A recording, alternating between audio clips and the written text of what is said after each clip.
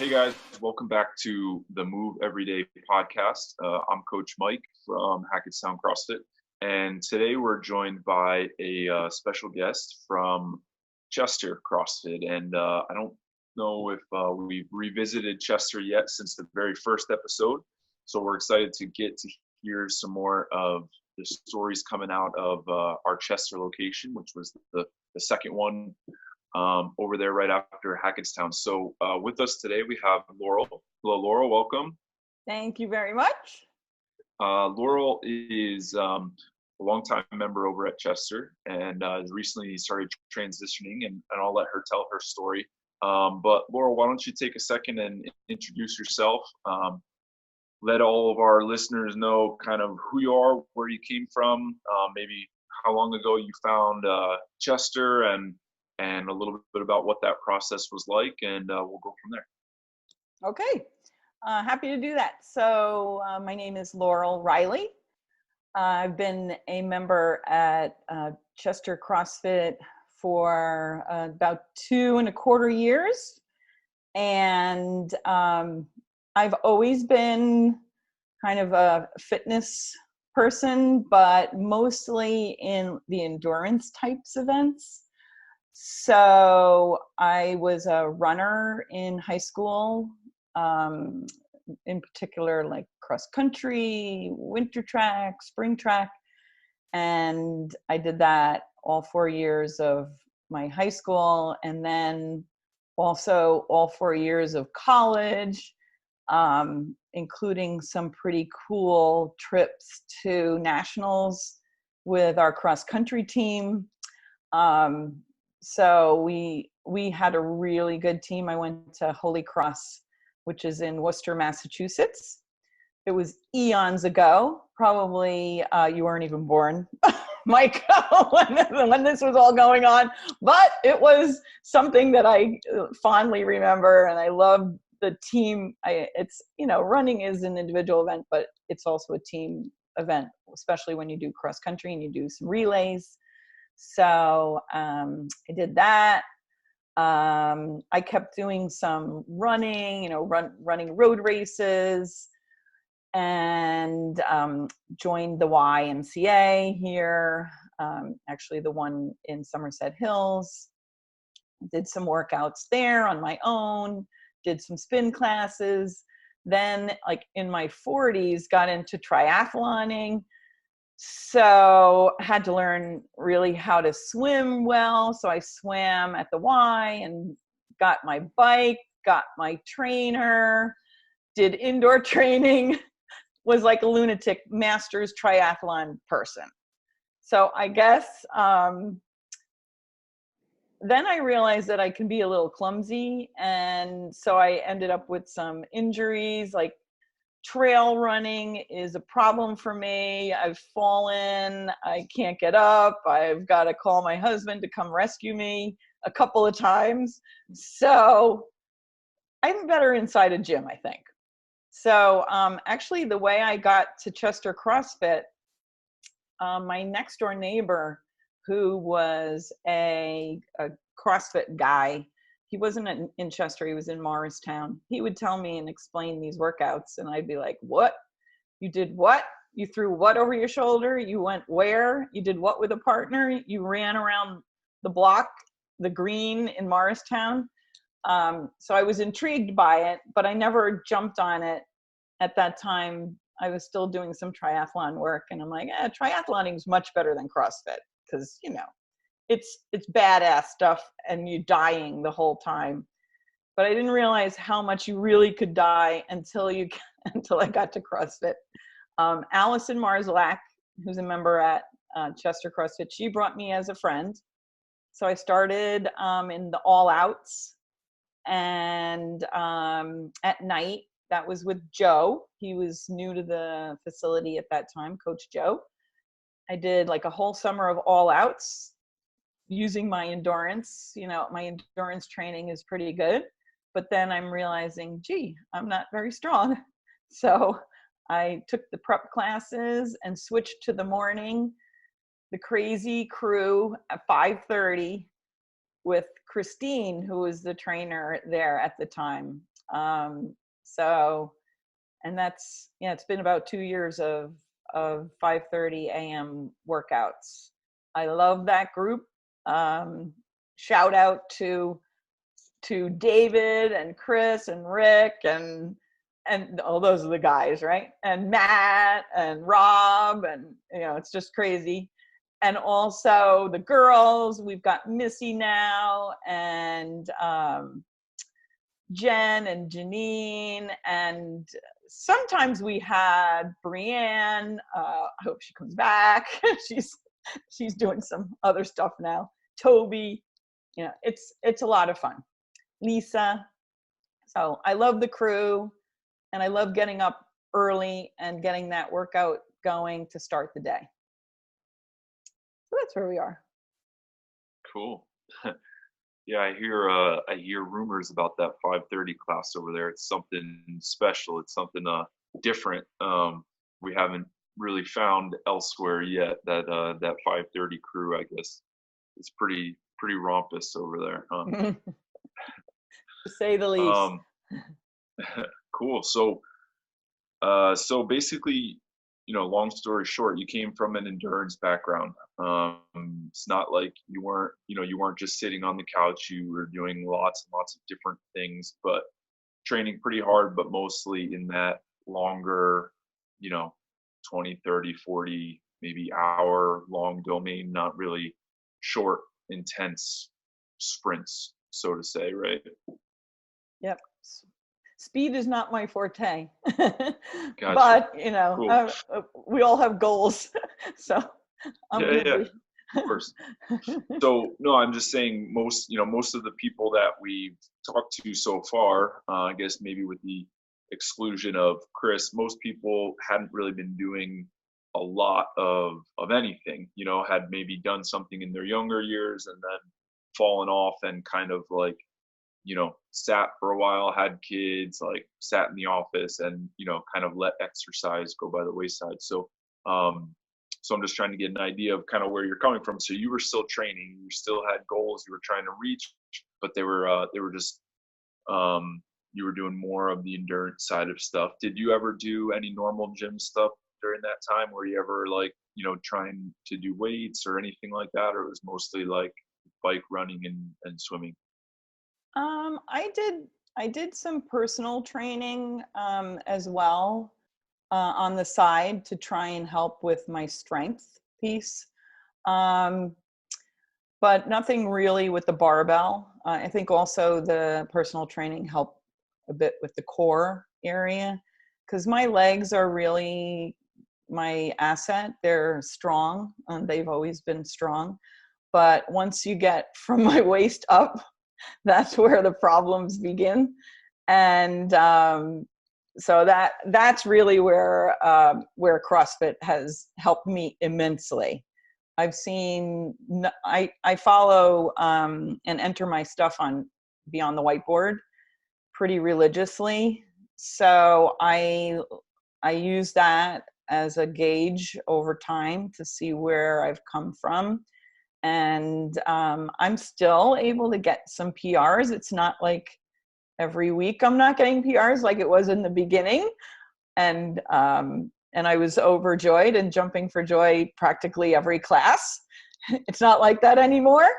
But I have a lot of goals. Like I'm still trying to get that elusive pull up, still trying to get a rope climb. Yesterday with the rope climb, I was actually able to stand on the rope and not fall off of it. So I'm able to do a couple of toes to bar now, like maybe 3 in a row. So, it's little by little now. But I love a challenge. I actually love that I actually fear this place when I go in there.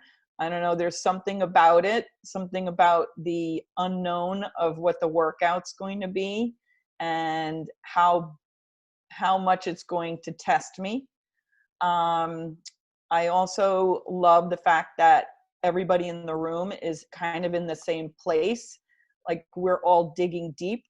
and we're all trying to help one another if we can get out a gasp of air to cheer one another on.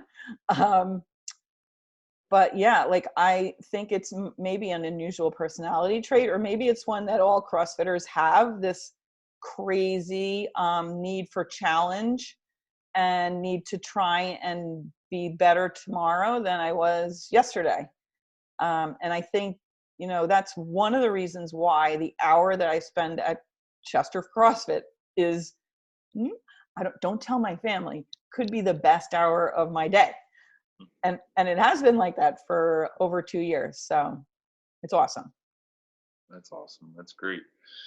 Yeah, I think a lot of people are wired a little bit differently. People that kind of do some of the exercises that we do and some of the, the workouts, and, just to even write up on the board the stuff that we write up there, most people wouldn't even think of. It's a lot different than, let me do the Stairmaster for 30 minutes and then, 2 circuits of the machines and then go home, but I think like you hit on, it's the challenge, it's that unknown that kind of makes it fun. It makes it interesting. You know what I mean? It's like, why do it if it's not going to be challenging to you? That's why people go on roller coasters. That's why people go on vacation places they've never gone before. You know what I mean? You step outside of your comfort zone, and it can be addicting for sure. Cool. Well, I mean, you hit on a lot of stuff there. I want to go back to a second for Beyond the Whiteboard. So you said you use this software, this stuff that we've kind of helped guide you guys toward, which is Beyond the Whiteboard, and you track your results, which is really cool. So I think that's another thing that people don't realize is that there is measurable success. You can see if you're getting better. It's a lot different than a 5K where each week you go back and you're not running a race every single week. So it's hard to tell, like, am I getting better until test day? But talk a little bit about what your results have been, or what kind of things you've seen improve, or maybe what things you're still working on, and how that motivates you. Because I know for me, it's the same thing. When I log stuff into Beyond the Whiteboard, I get to see what I did last year, 2 years. I have stuff in there from 5 years ago. So it gives me a good idea of, what my effort was like for that day. Maybe not where I'm, maybe not where my fitness is right now, but just in general, what I should be able to do, shouldn't be able to do. And it's motivating. But I was thinking maybe you can share your experience with that, as someone coming from a background of, like, obviously, your cross country times, the times that you can do, and how does that translate here into the fitness side of it? Yeah, well, I've always been a tracker, like you have goals and you need to have numbers that go with them. That's just me, maybe. I have a science mind. So the fact that Beyond the Whiteboard allows you to put in your the pounds that you've been able to lift, like today's workout, I'll put that in, that I was able to do 75 pounds with the clean and jerk as part of that 15-minute AMRAP. So I'll put that in, and I look at the pounds, and I also look at the power output for the workouts. And sometimes it's surprising to me that some of the workouts that I do when I lift heavy weights, that the power is not as high as when I'm, like today's workout, I'm pretty sure is going to be pretty high. Like for me, somewhere in the 60s is a good number, 65-ish on the power output. So I look at that. I look at the graphs. I look at what Beyond the Whiteboard tells me is my weaknesses. And I know my weaknesses are going overhead.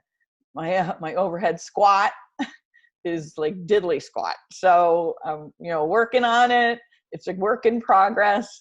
That whole area, my upper body, now more my shoulders, lats, that whole area, those are improving slowly.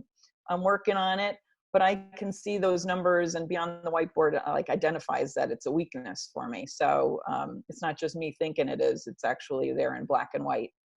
I Right. also look at myself, like I'm 56 years old. So I look at this beyond the whiteboard like number that is given to me of my fitness, and I think, you know what, I'm probably doing pretty good.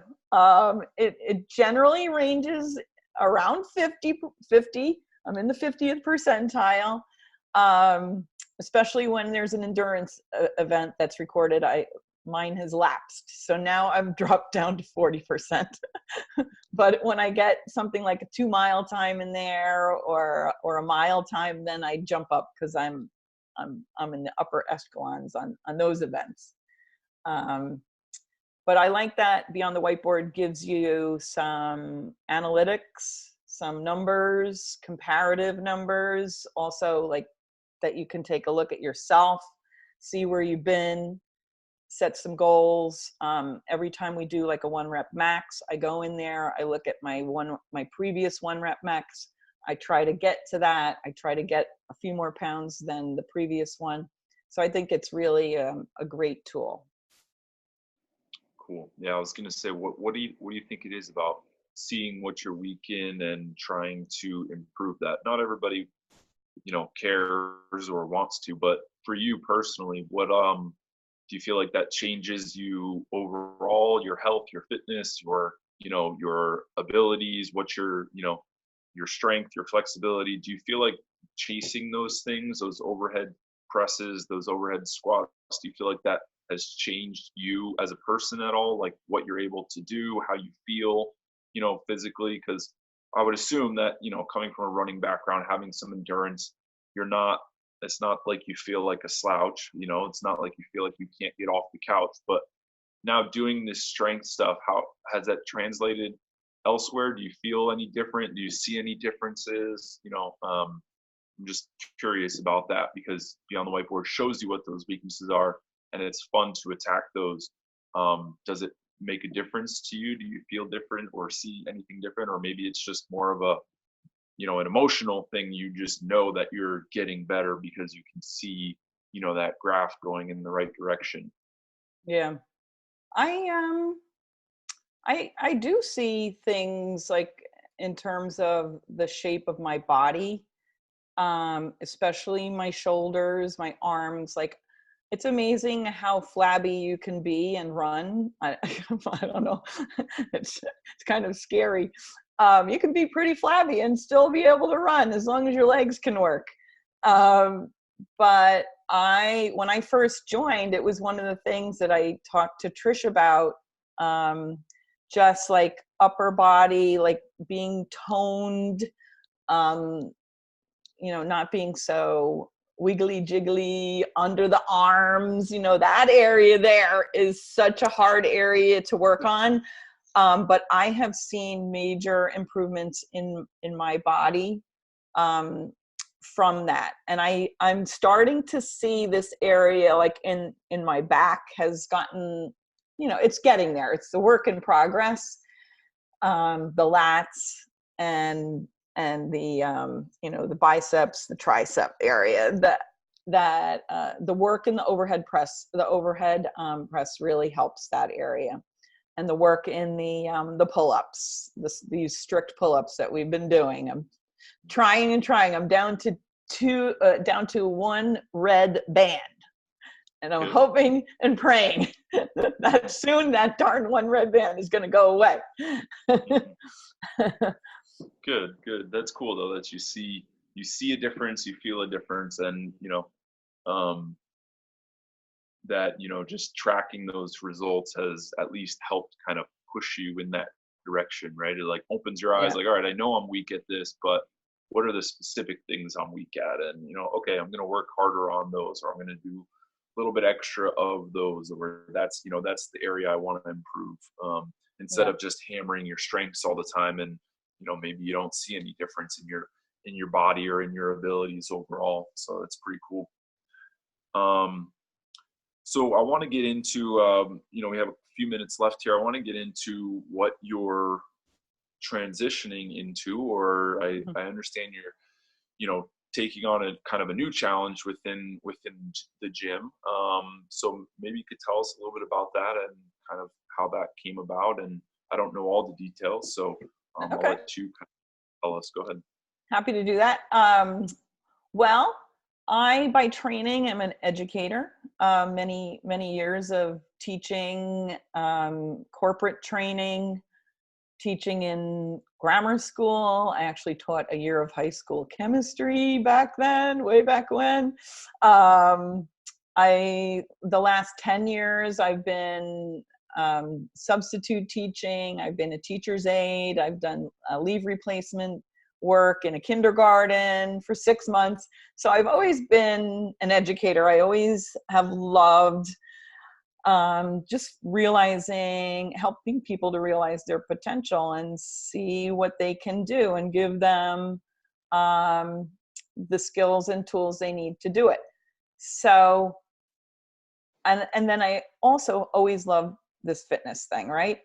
I have taken breaks, believe me, I have taken breaks, but I think it's the challenge of the fitness that keeps bringing me back and, seeing what I can do. I also had to change things up. I'm not a marathoner. My feet can't handle it. I can't handle the repetitiveness of running miles and pounding on the roads anymore. So that was another one of the reasons why I switched to CrossFit. So back in late December, I guess it was, I mentioned to Dave Siegel, hey, I'm thinking about going and taking the level 1 trainer course. And he's like, oh, wow, maybe I'll do it with you. So then we both signed up for level 1 training. That was, I think it was in March of this year. And that class was amazing. It was at CrossFit Clue, which is a facility like the gods made that place. The indoor track is what sold me. I'm like, oh, if we could just run in that track indoors, it would be so nice in the winter.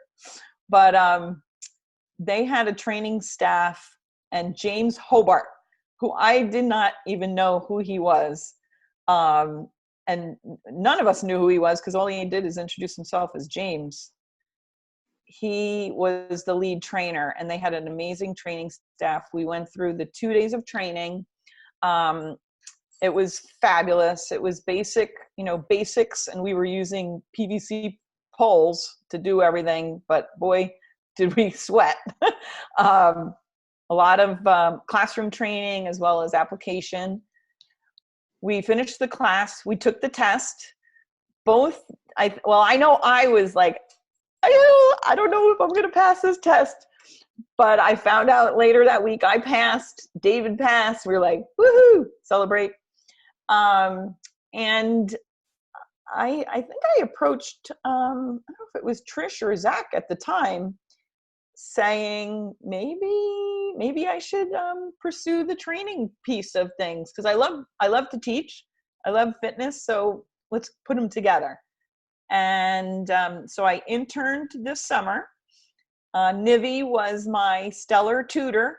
He was with me every morning, helping me along. I was with I did a lot of hours, probably close to 40, 50 hours of watching Nivi. He's a major, a really good technician. He knows his stuff.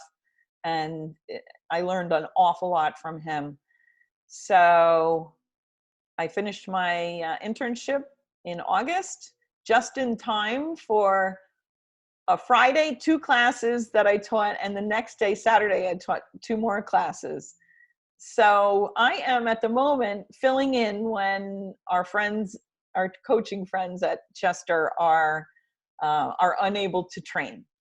So that's where we've been. Yeah, and this week I'm filling in for Joe. Joe's on vacation, so I'm filling in for Joe at night. Cool. And I love it. That's great. That's awesome. How was it nerve-wracking your first class, or was it you kind of like worked your way in slowly, or were you, sweating like the first day you ever taught anything, or what? I think there's a thrill of every time I stand up there, there is a little bit of like nervous energy, which is good. And there's a bit of a thrill. I think I'm a thrill seeker. I hate roller coasters though, but I don't know. There's something about standing up in front of people, especially knowing that some of them can do more than you. So I need to know to respect that, to utilize that when I can. And then there's other people who want to get moving, who have their own goals. I'm trying to be a cheerleader. I was a cheerleader way back when. That's a small tidbit. And I twirled batons. So many, many years ago, I have a trophy to show it. So I do want to portray that I want people to have a great hour, to sweat a lot, to feel like they've had the best hour of their day. And I'm hoping that's a work in progress, but I'm hoping that's what people feel when they leave the day with me. That's awesome. Yeah, that's great. Well, congratulations on that. It's a big accomplishment. I know I know what it feels like going into that test and not knowing, what the questions are going to be, and if you passed, and and then getting that email finally, and that relief. So that's awesome. Well, congratulations. I think it's very empowering to, number one, have the journey yourself from, finding CrossFit, finding a different way to train, something that's challenging, exciting, and then you start to see the improvement, and then all of a sudden translate that to someone else and help someone else see the difference in their body and the way they can train, and the improvements that they can make. It's very, very empowering just to know that you can. And if you haven't seen it yet, because you've only coached a few classes, but if you haven't seen it yet, you will spark that energy, that fire in somebody that ultimately sends them on a 2-year binge of watching every video they can and changing their nutrition and losing weight and toning up, and and then they're going to go to their level 1, and and you'll be able to sit back and say, I had a huge part in that. And I think it's very, very powerful what we're doing. So congratulations. I'm excited for you on that. And hopefully, maybe we'll steal you for a class here and there. We'll see if I don't know if some people are intimidated about coming over to Hackettstown. I don't know why. Maybe it's the dark gym, or it's no air conditioning or something like that. Yeah, you guys train in the cave over there. That's right. And there's bears at the cave too. if you don't do the workout right, you get fed to the wolves. Awesome. Well, Laurel, thank you for sharing your story.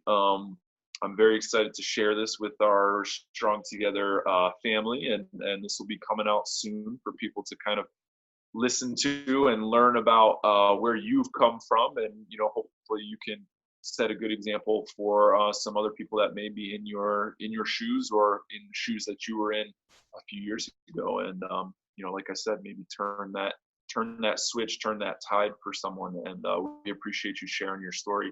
And potentially doing that for somebody. My pleasure. Happy to be with you this morning. Awesome. Thanks. You, Laurel. Well, we'll catch up with you soon. We got some events coming up for the whole Strong Together family, so hopefully we'll see you at Wadskers in a month or so, and some other stuff. So I'm getting my dress. What's that? I'm getting my dress. Oh, perfect. It's my first year. It's the first time I'll be able to go to Wadskers. We've had conflicts, but this year I'm going. Schedule it. Good. Awesome. All right. All right, Laurel. Thank you very much, and we'll talk to you soon. Thank you, Mike. Have a good day. Yep. Bye-bye.